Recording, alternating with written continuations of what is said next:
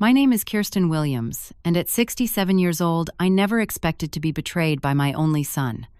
After my knee replacement surgery, Andrew promised he would pick me up from the hospital. 6 hours I waited each minute, stretching into a painful eternity. My calls went straight to voicemail.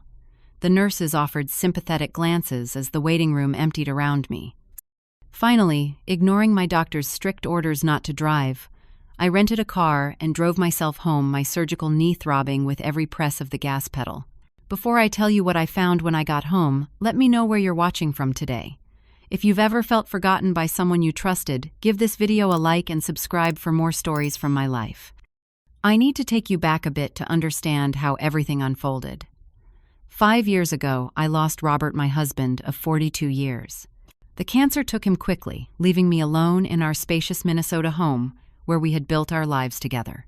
The winters became unbearable without him there, to share them with me, both the cold outside and the emptiness within. Our son Andrew was 41 at the time of these events. He had always been the center of our world. Robert and I had tried for 7 years to have a child, and when Andrew finally arrived, we poured everything into him. Perhaps too much, as Robert sometimes suggested in our private conversations. I defended our son fiercely, even when signs appeared that perhaps we should have demanded more accountability. Before retiring, I spent 30 years as a school administrator in the Minneapolis public school system. I worked my way up from teaching to eventually becoming an assistant superintendent. Robert built a successful small construction company. We saved carefully, lived modestly, and planned for a comfortable retirement. We did everything by the book. After Robert passed, Andrew suggested I move closer to him in Arizona. The idea of leaving our home was painful, but spending my remaining years near my only child seemed sensible. Andrew was going through a difficult divorce from his first wife, Melanie, at the time. They had no children, but the financial settlements had left him struggling, or so he told me. I never got Melanie's side of the story until much later. 2 years before my surgery, Andrew married Jessica. She was 36, worked in pharmaceutical sales, and from our first meeting, I sensed her discomfort around me. She would smile, but it never reached her eyes. When I spoke, she would often check her phone or find reasons to leave the room. I tried everything to bond with her, cooking her favorite meals, asking about her interests, bringing thoughtful gifts. Nothing seemed to thaw the ice. When I sold our family home in Minnesota, I received $320,000. It was a modest sum by today's standards, but it represented decades of mortgage payments and care. Andrew and Jessica had found a beautiful house in Scottsdale with a detached guest house in the back. It was perfect, they said. I could have my independence but be close enough for family dinners and assistance if I needed it. The house cost $760,000. They needed a substantial down payment to make the monthly payments affordable. Without hesitation, I offered $250,000 toward their home. In my mind, it wasn't just a gift to them. It was an investment in my future living arrangements, too. We had a verbal agreement that the guest house would be my home for as long as I needed it. I never thought to get anything in writing. This was my son, after all. I kept the remaining $70,000 for my personal expenses and retirement supplement. We set up a joint account for emergencies, where I deposited $30,000 of that amount. Andrew insisted this would be simpler for managing household expenses and any medical bills that might arise. It seemed sensible at the time. The knee problems had plagued me for years. Growing up in northern Minnesota, I had been an avid cross-country skier, and decades of that sport combined with years on my feet in school hallways had taken their toll. The pain became unbearable about 6 months after moving to Arizona. The dry heat helped, but not enough. My orthopedic surgeon recommended a total knee replacement. We scheduled it 3 months in advance, giving everyone plenty of time to prepare. I mentioned it at Sunday dinners, repeatedly marking the date on their kitchen calendar myself. Andrew assured me he would take the day off to pick me up and help me get settled in the guest house. We even had a special dinner the night before surgery, where he reconfirmed all the arrangements. I spent the week before surgery preparing the guest house for my recovery. I arranged furniture to minimize walking, stocked the freezer with easy meals, placed nightlights along the path to the bathroom, and set up a recovery station by the bed, with everything I would need within arm's reach. Jessica watched these preparations from a distance, offering occasional suggestions but never actually helping. I noticed she seemed preoccupied with some project of her own, spending long hours on her laptop in the evenings. The night before surgery, I took a long shower following the preoperative instructions carefully. I set out comfortable clothes for the hospital discharge and packed a small overnight bag. I went to bed early, my mind cycling through all the preparations, wondering if I had forgotten anything important. I never once worried about my ride home. That was the one thing I was certain was handled. The morning of the surgery arrived with the soft pink glow of an Arizona sunrise. I was required to arrive at the hospital by 5:30 and had arranged for a taxi since my procedure was scheduled for 7. Before leaving, I called Andrew just to ease my mind. He answered on the 4th ring, his voice thick with sleep. I reminded him of my surgery and the pickup time. He cleared his throat and assured me he remembered. There was something distracted in his tone, but I attributed it to the early hour. I tried to tamp down my anxiety as the taxi delivered me to the hospital entrance. The admissions process went smoothly, but each step brought more nervous energy. The nurse who prepped me noticed my shaking hands. She patted my arm gently. "First surgery?" "No," I admitted, "but my husband used to be here for these things. It feels different doing it alone." She squeezed my hand. "Your son will be here when you wake up. Focus on that." Her words were meant to comfort, but they would return to haunt me later. The anesthesiologist explained the procedure, and soon a pleasant warmth spread through my veins. I remember counting backward from 10, making it only to 7 before darkness claimed me. Waking in the recovery room was disorienting. The bright lights, the beeping monitors, the murmur of voices around me all blended into a confusing symphony. My mouth felt like it was stuffed with cotton, and a dull throbbing had begun in my right knee. A nurse noticed my eyes open and approached, offering ice chips and checking my vitals. The hours after surgery passed in a fog of pain medication and intermittent sleep. By 3 in the afternoon, the orthopedic resident made his rounds, checked my wound, and declared me ready for discharge. The physical therapist had already visited, demonstrating exercises and ensuring I could manage the basics of movement with a walker. My discharge was scheduled for 4 o'clock. Andrew had promised to arrive by 3:30 to review instructions with the nurse. By 3:45, there was no sign of him. I reached for my cell phone and called. It went straight to voicemail. I left a cheerful message. "Hi, Andrew. Just letting you know they're discharging me on schedule. I'm all ready when you are. See you soon." The discharge nurse wheeled me to the hospital lobby at 4:15. "Your ride should be here soon," she asked, more statement than question. "Yes, my son. He must be caught in traffic," I said, trying to convince myself as much as her. By 4:30, I called again. Straight to voicemail. I texted him, "At hospital waiting. Everything okay?" The message showed as undelivered, which seemed strange. The nurse offered a reassuring smile. "Delays happen. Would you like some water while you wait?" I accepted, trying to ignore the growing knot in my stomach. By 5 o'clock, I had called 4 more times. Each call rolled to voicemail. My texts remained undelivered. I tried calling Jessica's cell phone as well, with the same result. Other patients came and went. Family members arrived, helped their loved ones into cars, and departed. The shift changed, and a new nurse took over the discharge desk. She glanced at me with concern. "Mrs. Williams, you're still waiting." I nodded, embarrassment heating my face. My son must have had an emergency. I can try calling again. "Would you like us to call someone for you? Perhaps another family member or a friend?" The truth was, I had few contacts in Arizona. My life had become centered around Andrew and his home since moving there. I shook my head. "He'll be here soon." By 6:30, I was the only patient left in the waiting area. The pain medication was wearing off and discomfort radiated from my knee.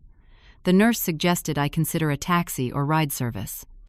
"We're not really supposed to discharge patients without an escort after anesthesia," she explained gently, "but it's been over 2 hours. If you're feeling alert enough, we could make an exception. You'd need to sign a waiver." Pride and determination straightened my spine. "I'll handle it. Could I sign that waiver now, please?" She brought the paperwork explaining that I was assuming all responsibility for my safe arrival home. I signed without hesitation, a lifetime habit of self-reliance kicking in. I ordered an Uber on my phone, relieved when the app showed a driver just 5 minutes away. But after waiting at the pickup point for 15 minutes, I received a notification that the driver had canceled. The app showed a 20-minute wait for the next available car. A solution occurred to me that in retrospect was ill-advised, but at the moment seemed perfectly reasonable. The airport was only 10 minutes away, and they would have rental cars available. I could drive myself home, return the car tomorrow when Andrew was available. Yes, the doctor had strictly forbidden driving, but it was only a 15-minute trip to the house. I asked the hospital concierge to call me a taxi to the airport rental counter. The pain was becoming more insistent now, 6 hours since my last medication dose. Each movement sent shards of discomfort through my leg, but determination pushed me forward. The taxi driver helped me into his car, concern evident as he watched me wince. Hospital to airport. That's unusual. Missing a flight. No, I said, not elaborating further. I was saving my energy for what lay ahead. At the airport rental counter, the agent looked dubiously at my condition but processed my reservation. I assured her I was perfectly capable of driving. The walk to the rental car was excruciating. Halfway there, I had to stop, leaning heavily on a concrete pillar, breathing through waves of pain. Getting into the driver's seat required a complex series of movements, each sending fresh agony through my knee. Once settled, I sat for several minutes, gathering strength. As I adjusted the seat and mirrors, I became aware that concern for Andrew was being replaced by something else: anger. What emergency could possibly prevent even a quick call or text? What could be more important than picking up your mother after surgery? The questions multiplied as I pulled out of the rental lot, my jaw set in grim determination. Driving proved more challenging than I had anticipated. The rental car's brake pedal required more pressure than I was comfortable applying with my surgical leg. Each stoplight became a painful exercise in endurance. Twice, I had to pull over into shopping center parking lots, closing my eyes against waves of pain and nausea.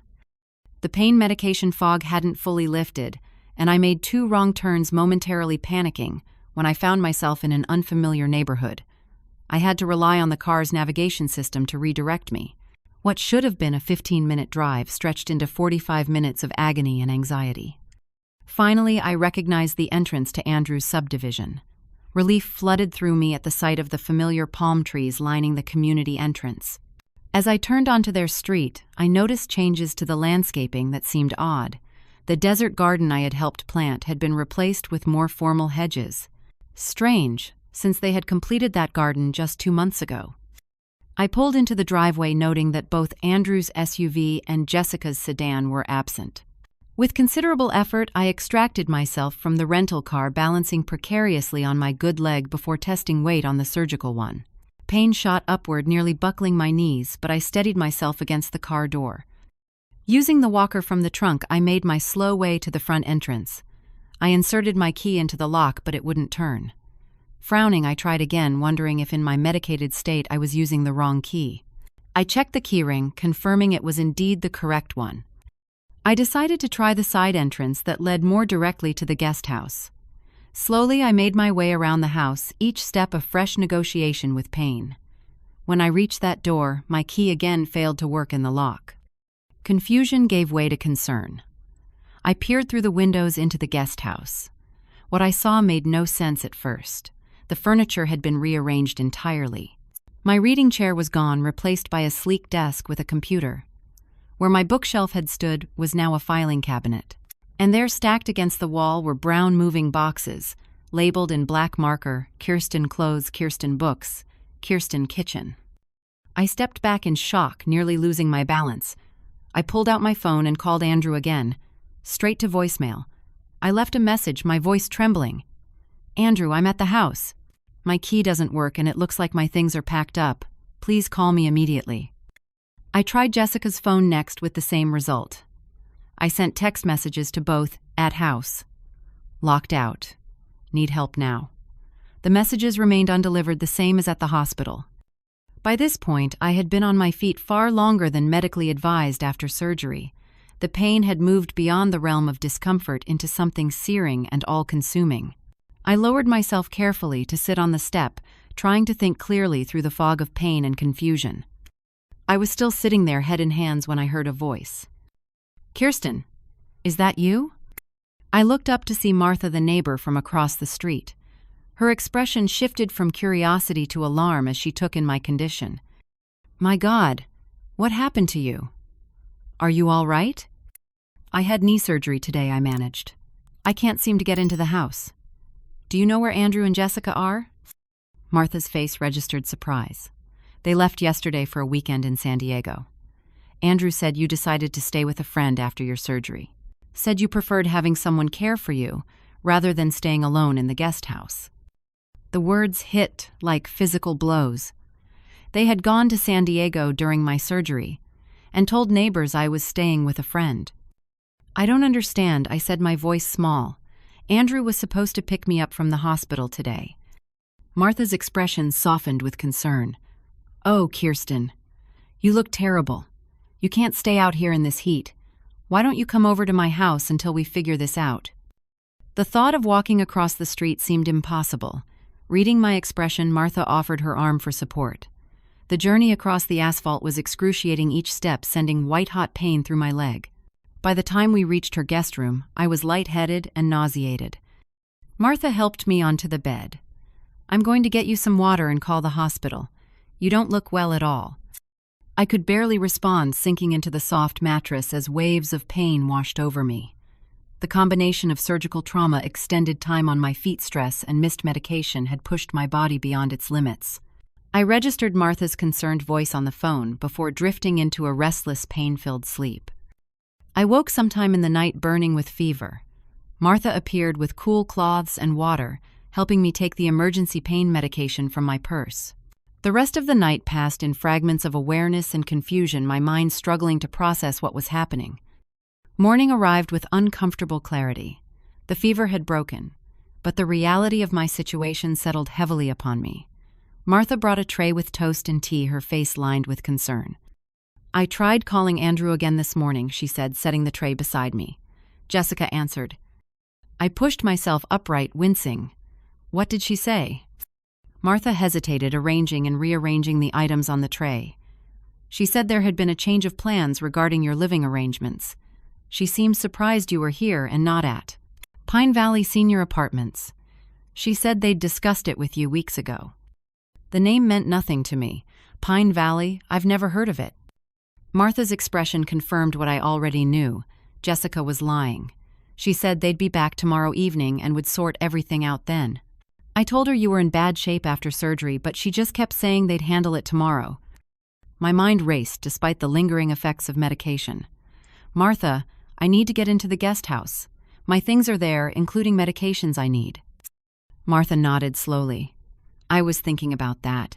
I could call a locksmith, but there might be legal issues with entering the property. It's my residence, I said firmly. I've lived there for 2 years. I have mail delivered there in my name. 3 hours later, a locksmith arrived at Andrew's house. He was young, barely 30, with kind eyes that showed concern when he saw my condition. Martha had explained the situation, but he still seemed uncomfortable. Ma'am, I need to be sure you have the right to enter this property. Do you have any proof of residence mail with your name and this address, perhaps? Fortunately, I had kept my hospital discharge papers in my purse, which showed the guest house address. I also had a prescription bottle with the same information. After reviewing these, he reluctantly agreed to rekey the side entrance lock. I'm not touching the main house, just to be clear, he said. Just the guest house entrance. With the new key in hand, I made my painstaking way inside with Martha's help. The interior confirmed my glimpse through the window. A complete transformation was underway. My living room had been partially converted into a home office. Most of my belongings were packed in boxes stacked against walls. The kitchen had been stripped of my things, and the bedroom was in similar disarray. On the desk sat a sealed envelope with my name written in Andrew's handwriting. With trembling fingers, I opened it. Mom, it began. We wanted to surprise you with great news. We found the perfect place for you at Pine Valley Senior Apartments. It's a beautiful community with activities, medical staff on call, and people your own age. We've already paid the deposit using your emergency fund, so everything is taken care of. We realized having you in the guest house wasn't ideal for anyone. You need more care than we can provide with our busy schedules, and we need to use the space to generate rental income to help with the mortgage. Jessica's sister may move in or will list it as a vacation rental. We've packed most of your things already to make the transition easier. We'll help move you once you're recovered from surgery.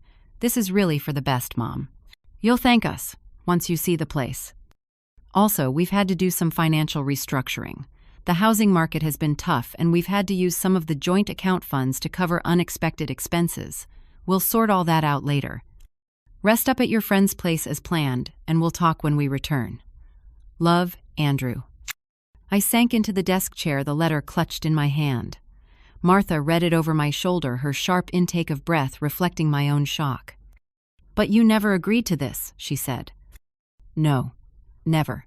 I've never even heard of Pine Valley. Martha's expression hardened. I think we need to look around a bit more. With her help, I began opening drawers in the desk. In the bottom drawer, I found a folder with my name on it containing financial documents. Some I recognized, others I'd never seen before. Bank statements showed systematic transfers from our joint account into their personal one. Most disturbing was a document regarding the house down payment. A gift letter indicating the $250,000 was a no-strings-attached gift with no expectation of repayment or equity. I had never signed such a document. My hands shook as I continued looking. In another drawer, I found printed emails between Andrew and Jessica dating back 3 months discussing the mom situation and plans to get her settled somewhere appropriate. Jessica complained about having me so close, how it limited their freedom and privacy. Andrew's responses were weaker, showing some reluctance but ultimate agreement with her plans. A text message exchange, printed out for some reason, revealed the most painful details. Jessica, we need that guest house income. Your mom has plenty of money for a senior place.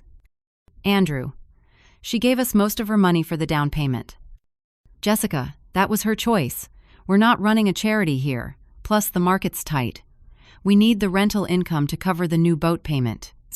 Boat payment. They had bought a boat with my money. Another message from Jessica. Perfect timing with her surgery.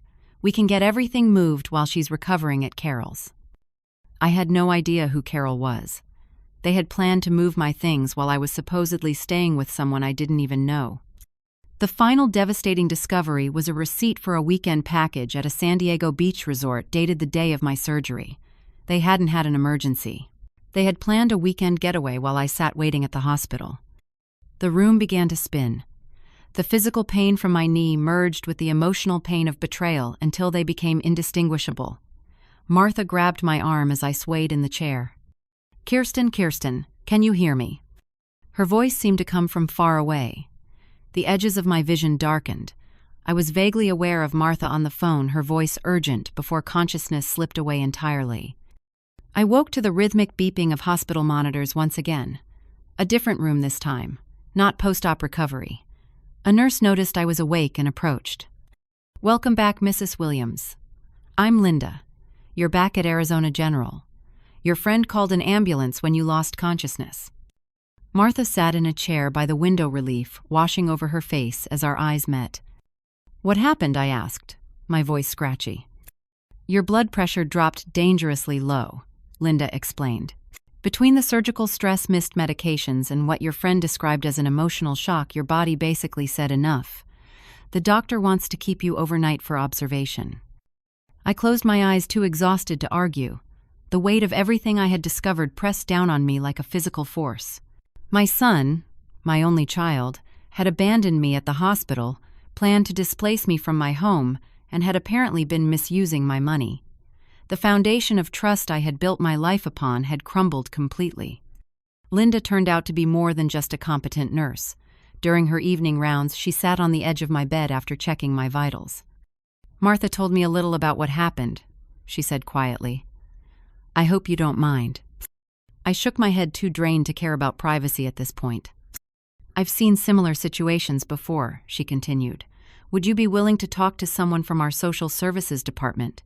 We have a specialist who works with older adults facing these kinds of challenges. My first instinct was to refuse. I had always handled my own problems, but the events of the past 24 hours had shown me the limits of self-reliance. I nodded slowly. The next morning, a woman named Diane from Hospital Social Services came to my room. She was about 50, with prematurely gray hair and intelligent eyes that missed nothing.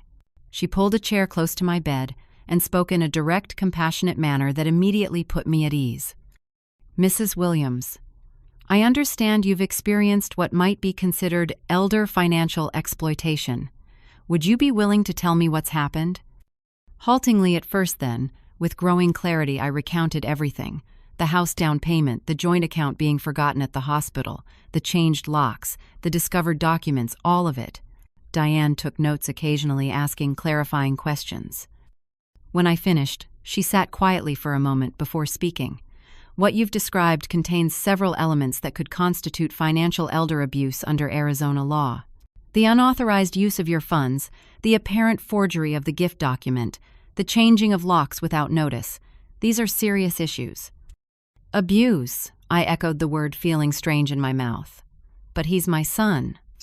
Unfortunately, family members are the most common perpetrators of elder financial exploitation. Being related doesn't make it legal or ethical to misuse someone's funds or property. She outlined options I hadn't known existed. Legal aid for seniors, protective orders, financial recovery proceedings. My mind struggled to absorb it all, still caught between maternal instinct and self-preservation. I don't want to harm my son, I said finally. I just want what's rightfully mine. Diane nodded. That's understandable. But please consider this. By allowing these behaviors to continue, you may be enabling patterns that will only worsen over time. Sometimes the kindest thing we can do for someone we love is to establish firm boundaries. Her words triggered a memory of Robert, my late husband, expressing concerns about Andrew's sense of entitlement years ago. He needs to learn there are consequences, Kirsten, Robert had said, after covering Andrew's credit card debt for the third time. We won't always be here to bail him out. I hadn't listened then. I had always found excuses for Andrew, always stepped in to smooth his path. And where had it led? To being abandoned at a hospital, locked out of my home, my finances in disarray. Something shifted inside me.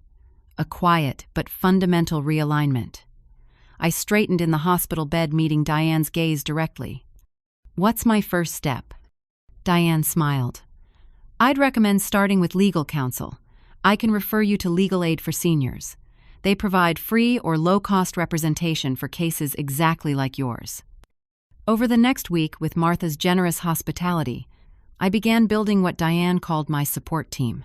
Attorney James Parker from Legal Aid took my case pro bono, his righteous indignation growing with each document I showed him. Martha continued providing not just housing but emotional support and practical assistance with my recovery. I reconnected with Susan, a former colleague who had also relocated to Arizona in retirement. When I called her to explain my situation, she immediately offered her spare bedroom for as long as I needed it. I've been telling you for years that boy was taking advantage, she said, her directness oddly comforting. The most unexpected ally came in the form of Melanie, Andrew's ex-wife. Martha had maintained casual contact with her, and with my permission reached out to explain my situation. Melanie called me directly. I'm not surprised, she said after I explained what had happened. He did similar things during our marriage, opening credit cards in my name, borrowing from my inheritance. Jessica was his real estate client, you know. They started seeing each other while we were still married. This revelation added another layer of betrayal but also helped solidify my resolve. Andrew had established patterns of financial manipulation long before the current situation. With James's guidance, I documented everything. We filed a police report regarding the possible forgery of the gift document. He sent certified letters demanding a full accounting of all funds from the joint account. We secured temporary restraining orders preventing them from entering Susan's home, where I would be staying during recovery. Physical therapy continued 3 times weekly. The physical pain gradually subsided, giving me more clarity to address the emotional and practical challenges ahead. Dr. Williams, a therapist specializing in late-life transitions, helped me process the complex grief of losing trust in my only child. You're mourning multiple losses, she explained during one session. The loss of the relationship as you knew it, the loss of financial security, the loss of your home, and perhaps most significantly, the loss of the image you held of who your son was. With each passing day, my determination grew. I had spent a lifetime building financial security through hard work and careful planning. I had given generously to my son out of love, not obligation. Now approaching 70, I refused to let his betrayal define my remaining years. I want my money back, I told James during one meeting. Not just for me, but because he needs to learn this isn't acceptable. His father would be appalled by what he's done. James nodded, making notes. We're building a strong case. The bank records show clear patterns of unauthorized transfers. The forged gift letter is compelling evidence. And abandoning you at the hospital demonstrates a troubling disregard for your welfare that will not look good in court. By the time Andrew and Jessica returned from San Diego, I had transformed from a vulnerable victim to a woman with a plan, a legal team, and a steely resolve that would have made my late husband proud. 2 weeks after surgery, I felt strong enough for the confrontation that couldn't be avoided. Susan drove me to the house with James and Martha following in James's car. We had called ahead to ensure Andrew and Jessica would be home, though we hadn't specified the nature of the visit. Andrew opened the door, his expression shifting from confusion to shock as he registered the presence of an attorney among our group. Mom, what's going on? Why is Martha here? Who is this? May we come in? I asked calmly. We have some important matters to discuss. Jessica appeared behind him, her face hardening as she took in the situation. Andrew, don't. I believe your mother has a legal right to enter. James interjected smoothly, offering his business card. James Parker, Legal Aid for Seniors. I'm representing Mrs. Williams in the matter of her financial assets and residential rights. Andrew paled visibly, but stepped aside to let us enter. We settled in the living room, a space purchased largely with my money I couldn't help but notice. The irony wasn't lost on me.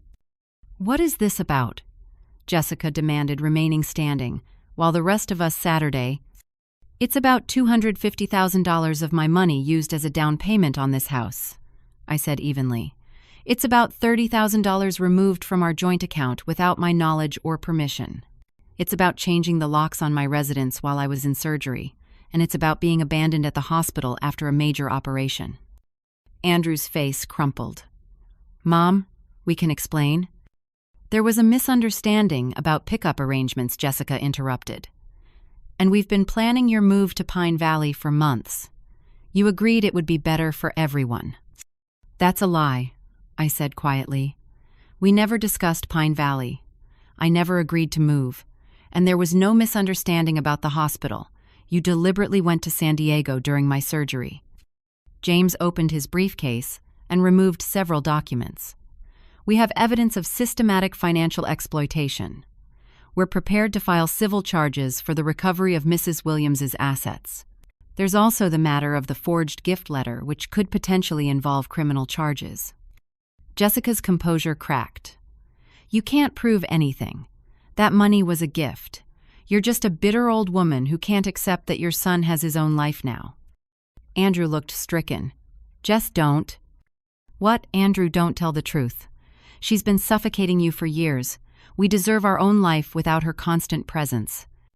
I kept my voice level with effort. I never intended to interfere with your lives.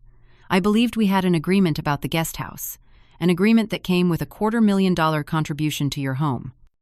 James presented the documents one by one, bank statements showing transfers, the forged gift letter alongside samples of my authentic signature printouts of the emails and texts I had discovered.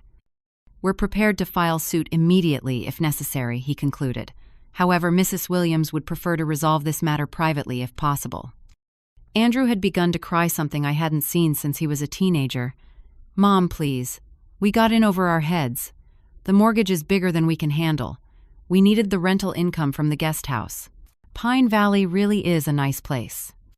Which you decided upon without consulting me, I interjected, using my money for the deposit without my permission.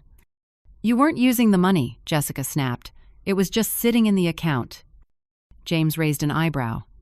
That doesn't make it available for your personal use, Mrs. Collins. The meeting continued for 2 hours. Andrew cycled through tears, excuses, and attempts to evoke my maternal sympathy. Jessica alternated between hostility and forced reasonableness. James calmly redirected each emotional appeal back to the legal and financial facts at hand. In the end, we presented our demands: return of the remaining joint account funds, a promissory note for the misused portion, formal acknowledgement of my ownership interest in the house, proportional to my contribution, and immediate restoration of my access to the guest house. We'll need time to consider these terms, Jessica said stiffly. "You have 48 hours," James replied. "After that, we file in court." As we prepared to leave, Andrew made one last desperate attempt. He approached me with outstretched hands, tears streaming down his face. "Mom, please, don't do this to us. We're family. I'm your only child."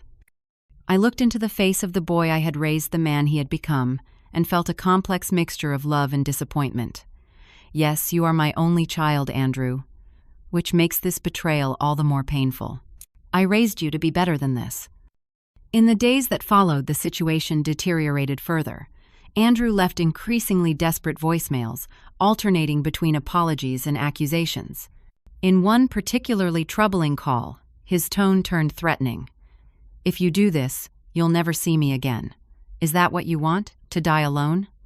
James immediately filed for a restraining order based on that call, which was granted. The legal process accelerated with formal complaints filed for financial recovery and elder abuse. During discovery, more disturbing information emerged. They had used my personal information to open 2 credit cards, accumulating nearly $20,000 in debt.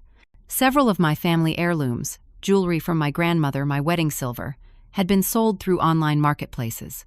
The financial restructuring Andrew had mentioned in his letter referred to a home equity line of credit they had taken out using documents with what appeared to be my forged signature. Jessica's emails revealed she had been the primary architect of the scheme, but Andrew had been a willing participant despite occasional expressions of guilt. Her deposition was particularly damning as she became defensive and inadvertently admitted to knowing the gift letter had been falsified. The court issued a temporary freeze on their assets pending resolution. This prevented them from selling the house or making major purchases while the case proceeded. Meanwhile, with Susan's steadfast support, I began rebuilding my life. Her spare bedroom became my sanctuary during continued physical recovery. Physical therapy progressed my knee, growing stronger each week. Susan's spare car became available for my use once I was cleared to drive again. I found unexpected pleasure in creating new routines. Susan and I took morning walks in her neighborhood, gradually increasing distance as my strength returned. I began volunteering at the local library 2 afternoons a week, shelving books and helping with the children's reading program. The work was physically manageable and emotionally rewarding. The financial uncertainty remained challenging. With most of my savings tied up in Andrew's house and legal proceedings, I needed to establish new income sources. My teacher's pension provided a modest base, and I found a part-time position as a reading tutor at a local elementary school. The salary was minimal, but it helped restore my sense of purpose and financial independence. The community support I discovered surprised me. When word of my situation spread through Susan's church group, people I barely knew offered practical assistance, rides to appointments, home-cooked meals, even a gently used computer to replace mine, which remained in the guest house. The senior center provided resources and connections to services I hadn't known existed. Most meaningful was the opportunity to help others. In a support group for older adults facing major life transitions, I met Gloria, whose situation paralleled mine in disturbing ways. Her daughter had been systematically depleting her accounts while isolating her from other family members. Sharing my experience and the legal steps I had taken gave Gloria the courage to seek help. "I never thought I'd start over at 67, I told the group during one meeting, but there's an unexpected freedom in rebuilding on your own terms." The journey wasn't easy. There were nights I woke in tears, the weight of Andrew's betrayal pressing down like a physical pain. There were moments I questioned whether the legal fight was worth the emotional cost. But with each small victory, each independent decision, each new connection formed, I found strength I didn't know I possessed. 6 months after that terrible day at the hospital, the legal proceedings concluded with outcomes I hadn't dared hope for. The court ordered Andrew and Jessica to repay $180,000, representing my down payment contribution, minus an allowance for my 2 years of residence in the guest house. They couldn't manage the lump sum payment, which necessitated the sale of their house. The real estate market had improved since their purchase, allowing them to satisfy the judgment while retaining enough to secure a modest apartment. The boat luxury purchases and vacation timeshare were all liquidated as part of the settlement. Most precious to me was the recovery of family heirlooms they hadn't yet sold. My mother's china photo albums, the quilt my grandmother had made for my wedding. These tangible connections to my past held value beyond money. With the financial settlement, I secured a small but comfortable condominium in a community for active seniors. It featured single-level living accessibility features that accommodated my knee on bad days, and importantly, my name alone on the deed. My physical recovery progressed better than the doctors had initially projected. By 8 months post-surgery, I rarely needed even a cane. I attributed this partly to determination. Each step without pain felt like a victory not just over physical limitations, but over the circumstances that had tried to diminish me. The emotional healing took longer. Working with Dr. Williams continued our sessions focused increasingly on forgiveness, not for Andrew's benefit, but for my own. Forgiveness doesn't mean what he did was acceptable, she explained during one session. It means freeing yourself from carrying the weight of anger every day. Gradually, I found space in my heart for compassion alongside the hurt. I understood that Andrew's actions reflected his own weaknesses and Jessica's influence, not my value as a mother or person. This perspective brought peace on days when memories threatened to reopen wounds. My newfound passion for elder rights advocacy provided unexpected purpose. The local legal aid office invited me to share my story at community centers and retirement communities, helping others recognize warning signs of financial exploitation. I developed a simple presentation, titled, "Protecting What You've Earned: Financial Safety for Seniors," that seemed to resonate deeply with audiences. The greatest protection, I would tell them, is breaking the silence around these issues. Shame keeps us isolated, and isolation makes us vulnerable. About a year after our legal settlement, Andrew contacted me. Jessica had left him shortly after they downsized to the apartment. Without the house and lifestyle she'd become accustomed to, the marriage quickly deteriorated. He asked to see me expressing what seemed like genuine remorse. Our first meeting was cautious, held in a public coffee shop with Susan waiting nearby. Andrew looked older the year, having carved new lines around his eyes and mouth. He apologized tearfully, accepting responsibility in ways he hadn't during the legal proceedings. "I don't expect you to forgive me," he said. "I just want you to know I understand now what I did. Dad would have been so disappointed in me." Yes, I agreed quietly. He would have been, but he also believed people could learn and change. Over subsequent months, we established a new relationship with carefully defined boundaries. We met in public places, kept conversations focused on the present rather than recriminations about the past. I made it clear that financial assistance was off the table permanently. He seemed to accept these terms, perhaps understanding it was more than he deserved. The experience transformed me in ways I couldn't have predicted. I learned to distinguish between love and enabling, between generosity and self-sacrifice. I discovered that enforcing boundaries didn't diminish love, but rather created space for healthier relationships to develop. My new home became a haven of peace and authenticity. I planted a garden on my small patio, nurturing herbs and flowers with the same care I now gave to my own well-being.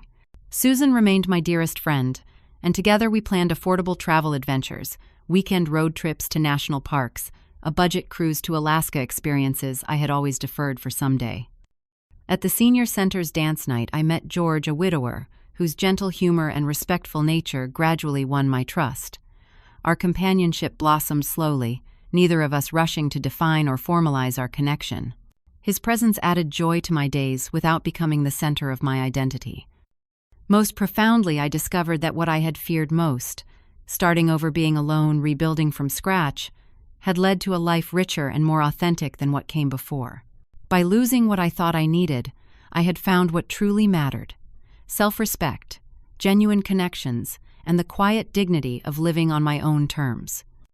Looking back at that painful day, abandoned at the hospital, driving myself home with a surgical knee, discovering locked doors and betrayal, I now recognize it as the unwanted but necessary catalyst for transformation. Sometimes the most painful endings create space for the most meaningful beginnings. If you've stayed with me through this story, perhaps you've recognized elements of your own journey: the trust betrayed, the difficult boundaries, the courage to start again. I'd love to hear your experiences in the comments below. Have you ever had to rebuild after betrayal? What gave you strength during that process? If this story resonated with you, please like and subscribe to hear more from my journey. Share it with someone who might need encouragement that it's never too late to reclaim your worth and create the life you deserve. Thank you for listening. And remember, the chapters ahead can be even more beautiful than those behind if we have the courage to write them ourselves.